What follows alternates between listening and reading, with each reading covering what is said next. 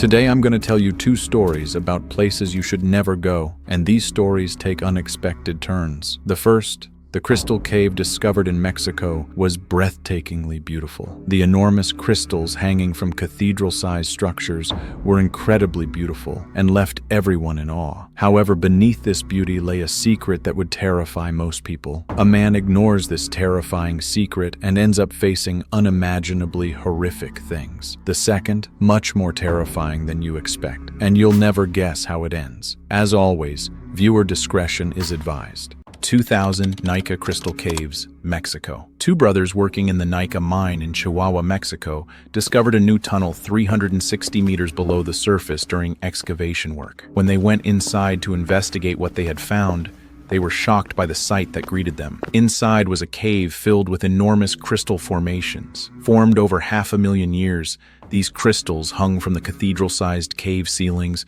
reaching heights of approximately 6 meters in widths as large as an old tree. Some were relatively smaller and more accessible. However, the cave harbored a deadly danger alongside its beauty. It sat directly above a massive magma source, which increased the stifling heat inside to incredible levels. The temperature inside approached 50 degrees Celsius, and the humidity was at 100%. Anyone entering the cave would begin sweating profusely within the first few minutes, but their body would be exposed to heat too intense to cool down. After about 10 minutes, the high heat would cause proteins to break down, and the person would begin to cook alive. Scientists who came to explore this newly discovered cave could not stay inside for more than 15 minutes, even when wearing ice-cooled suits and breathing apparatus. Aware of the situation, the mining company had placed armed security guards at the cave entrance. Their purpose was not only to protect the crystals from thieves, but also to protect thieves from the cave's merciless environment. News of the cave spread quickly among the public, and soon rumors began circulating about the incredible value of the giant crystals. This whetted the appetite of mine thieves, but most did not dare attempt it, knowing the cave was guarded and aware of its deadly nature, except for one person. We will never learn his name. We only know his end. This man was an experienced mine thief. He had previously entered dangerous excavations many times and robbed caves containing valuable minerals, but this was the first time in his life he had heard of such a crystal cave. He began researching, and his eyes lit up when he learned the value of the crystals. Even a small crystal fragment was worth thousands of dollars. He began his preparations. For the first few days, he watched the cave entrance looking for an opening. The cave entrance was guarded in 3 shifts per day. Getting past the security on the first 2 shifts seemed impossible. However, during the night shift, a brief gap occurred during the shift change. Only a few minutes, but enough for someone determined. The man seized this opportunity. One night when he was ready, he slipped through the darkness during the shift change and reached the cave entrance. With a pickaxe, chisel, and a rope system of the type used by miners, he descended the 360-meter vertical shaft. Every meter meant one step closer to hell. The moment he stepped into the cave, the heat hit him like a wall. The air filling his lungs was like boiling water. Sweat instantly began pouring from his body. His eyes burned, breathing became difficult. But when he saw the crystals on the ceiling, none of it mattered. He stood like a small child before the massive crystals. But he quickly identified his target, a crystal on the wall, at a reachable height, about 1 meter long. It wasn't one of the larger ones, but it was still worth a fortune, and most importantly, he could reach it by climbing. His body was already sounding alarms. His head was spinning. His heart was pounding wildly. But he had no luxury of stopping. Every second in this hell meant one step closer to death. He climbed up using the crystals. His hands were slipping from sweat. His eyes were burning. Breathing became harder with every passing second. He raised his chisel and began striking. Each blow weakened the point connecting the crystal to the wall. Selenite fragments rained down on his face. His vision began to darken, but he didn't stop. Just a little more, just a few more strikes. The 500,000-year-old bond broke in a matter of minutes, and gravity did its work. The crystal mass weighing over 100 kilograms struck the man's shoulder and chest. It threw him to the ground, but it didn't crush him. It didn't kill him. Instead, it sat diagonally across his upper body. It completely pinned his chest and one arm. His other arm remained free, but he was in too weak a position to free himself from under the crystal. The first seconds passed in shock. A massive crystal had fallen on him, but he was still alive. Maybe he was lucky. Maybe he could escape. A few seconds later, he would realize this wasn't luck, but a curse. He tried to push the crystal. It didn't budge. He tried to slide out from under it. Impossible. He tried to pull himself up by gripping the rocks with his free hand. His body didn't move a centimeter, and the cave began to cook him alive. People fear hypothermia, freezing to death, greatly. But hyperthermia, death by overheating, is far more. In hypothermia, the cold causes unbearable pain at first, but as the process continues, the body goes numb. Sleep comes. If you fall asleep, you never wake up again. Even burning to death eventually causes you to pass out from the pain. But hyperthermia is not like that. Your body makes you feel what is happening every second. The pain never stops. Your consciousness can remain clear until the very end. You are aware of everything. The man experienced exactly this. First 5 minutes, his body temperature began rising rapidly. His heart started pumping wildly, trying to release heat by sending blood to the skin, but outside was hotter than inside. The heat had nowhere to go. Sweat poured like a waterfall. But at 100% humidity, sweat doesn't evaporate. The body's cooling system wasn't working. Sweat just accumulated on his skin, hot and sticky. First half hour, muscle cramps began, first in his legs, then his back. His muscles contracted uncontrollably as if his body were tearing itself apart. Each cramp made his position under the crystal even more painful. A headache came, throbbing, explosive pain. His brain had begun swelling from the heat. He made one last effort with his free hand to escape from under the crystal. His fingernails broke on the stone floor. His fingers bled. The crystal didn't budge. First hour, nausea came in waves. He began vomiting, but in his cramped position, face turned sideways, the vomit got stuck in his throat. He coughed, choked, barely breathed. Consciousness began to blur. Thoughts became jumbled. Where was he? What had happened? Why was it so hot? Brief moments of clarity came, and in those moments, he fully grasped how hopeless his situation was. He screamed, he cried, he begged. No one heard, no one came. Second hour, his organs began to fail. His kidneys first slowed, then stopped. Toxins in his body began accumulating, straining his liver. His heart began beating irregularly. But the worst was happening in his brain. The extreme heat had begun breaking down the proteins in his brain.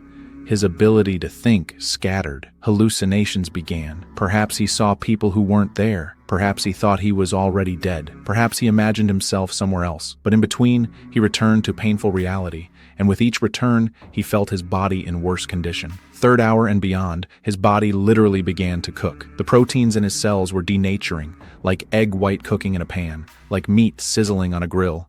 His skin began changing color, first bright red, then purplish. Blisters formed in some places. Consciousness was probably fading in and out at this point. Perhaps he no longer fully felt the pain. Perhaps his brain had begun shutting down to protect itself, but his heart was still beating. His lungs were still trying to breathe. Death did not come quickly. Death was slow, merciless, and relentless. The security guard found him the next morning during patrol. When he descended into the cave, he first caught the smell. Heavy, burnt flesh, a smell that turned his stomach when mixed with the humidity. As he advanced, he saw the shattered crystal on the ground and the body lying beneath it. It was no longer human, nothing recognizable. The guard called for help on his radio. A rescue team arrived. Among them was a man named Mick Tulif. Tulif later recounted what he saw. The man wasn't crushed by the crystal. He was pinned to the ground and couldn't lift the crystal to free himself. The temperature in the cave exceeded 50 degrees. He paused. He was cooked in place, in a natural oven. Tulif removed the remains with his team.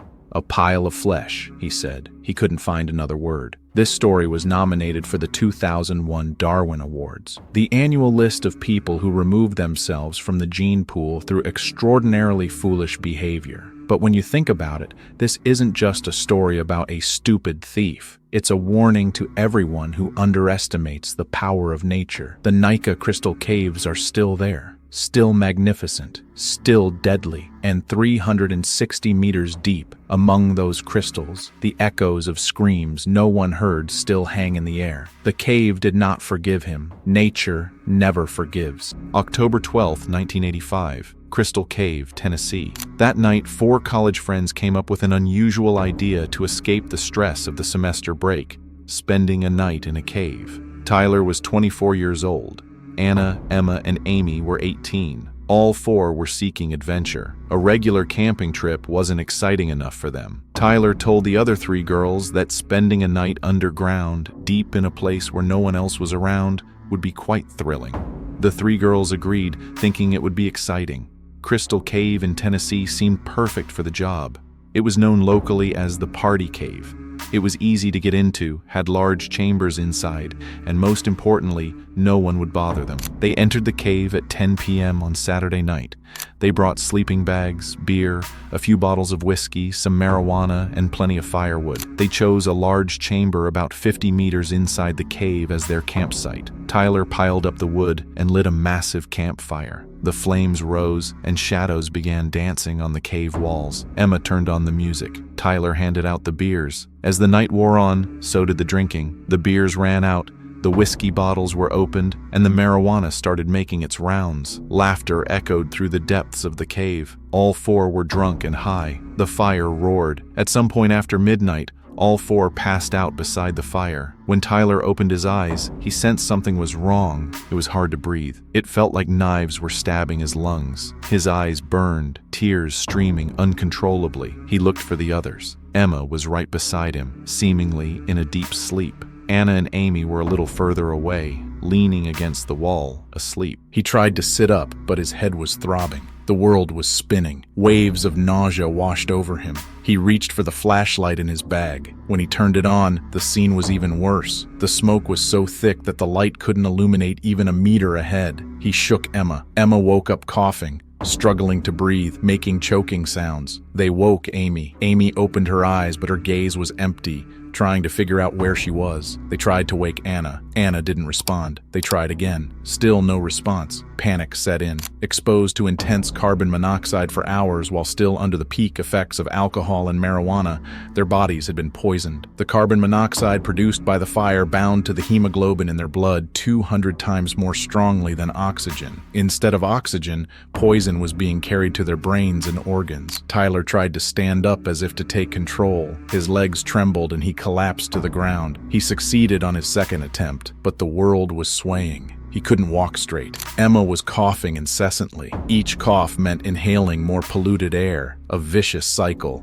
Amy was trying to stay on her feet by holding onto the wall, her eyes half closed. Anna was still lying on the ground. Her eyes were open, but staring at nothing. They needed to get out immediately, but the poisoning had impaired their cognitive functions, making it difficult to find their way. Tyler scanned the area with his flashlight, but nothing was visible through the smoke. The only thing on his mind was getting away from there as fast as possible. He didn't want to waste any more time thinking. He chose a random direction. He told Emma and Amy to drag Anna. He would lead the way. He had chosen the wrong direction. With every step, they were moving away from the entrance and deeper into the cave. But they didn't know that. They couldn't know. The carbon monoxide poisoning had completely impaired their judgment. Morning had come. A few people who had come to spend time at the park noticed there was far more smoke than usual at the cave entrance and realized something was wrong. They immediately called 911. That same morning, 2 experienced cavers had coincidentally arrived for exploration. Marcus and Daniel were amateur geologists who mapped caves on weekends. They knew this cave well. When they saw the smoke and the crowd, they asked what had happened and decided to go inside. When they entered, the situation was worse than they had thought. Even Daniel's powerful flashlight couldn't illuminate more than 2 meters ahead. Still, thinking someone might be inside, they continued. 50 meters in, they saw the campfire. Scattered around the fire were beer bottles, whiskey bottles, and marijuana remnants, but there was no one there, dead or alive. Marcus looked at the ground and noticed footprints, but the footprints weren't leading to the cave's exit. They were leading deeper into the cave. They looked at each other. They both knew what it meant. They followed the tracks. Tyler couldn't walk anymore. He was on his knees. His lungs were burning. Every breath was torture. He looked back. Emma and Amy were a few meters behind, leaning against the wall, coughing. Anna was lying motionless on the ground. How far had they walked? He didn't know. He had lost track of time. Maybe 10 minutes, maybe an hour. Tyler closed his eyes. Maybe if he rested a little, he could think. Maybe if he slept a little, everything would be okay. No, sleeping meant dying. He knew that, but his body no longer obeyed him. His eyes closed. Marcus was the first to hear the sounds. Muffled, weak, but definitely human sounds. Coughs, moans. They sped up. They moved forward, waving their flashlights through the smoke, and they found them. 4 young people. Anna was lying unconscious on the ground. Amy was leaning against the wall, barely breathing. Emma was sitting on the ground, coughing. Tyler was on his knees, eyes half closed, looking like he was about to collapse at any moment. Marcus rushed to Tyler's side and shook him by the shoulder, trying to bring him around. Daniel went to Anna and checked her pulse. There was a pulse, but it was very weak. They wasted no time. Daniel hoisted the motionless Anna onto his shoulder. Marcus helped Emma and Amy walk by, holding their arms. Tyler staggered along behind Daniel. When they reached the campsite, Tyler's eyes fell on the beer bottles and marijuana remnants on the ground. He suddenly stopped. If the police came, he could be in serious trouble. He began running in a sudden panic. Marcus yelled after him, "Call for help from outside. Tell them to bring powerful flashlights." Tyler heard him, but he didn't stop. Leaving his unconscious friends in the smoke, he continued running toward the cave exit. When he got outside, he jumped into his car without saying anything to anyone and drove away. When the rescue teams arrived, Marcus and Daniel were still inside the cave with the 3 girls. The teams entered with spare flashlights and gas masks. With their help, Marcus and Daniel got the girls out. Outside, the girls began slowly coming around in the fresh air. Anna was still unconscious, but breathing. Emma and Amy managed to cough out a few words. The rescue teams told the group they needed emergency medical help and had to get to a hospital immediately. The 3 18-year-old girls agreed and waited for the ambulance. An hour later, Tyler returned. When he saw his friends were awake, he rushed to their side and tried to give them water. Someone who knew what they were doing stopped him. They needed medical attention, not fluids that could make them vomit and choke. Tyler refused treatment. He tried to convince his friends that they were fine and didn't need a doctor, but he was unsuccessful. He then got into his car and drove away. Marcus and Daniel stood there watching. Dizzy from the effects of the smoke, they were stunned by the scene before them. This kid had nearly died. One of his friends had been found unconscious on the cave floor, and he was just leaving. No thanks, no hospital, no acknowledgement of how close he had come to never waking up.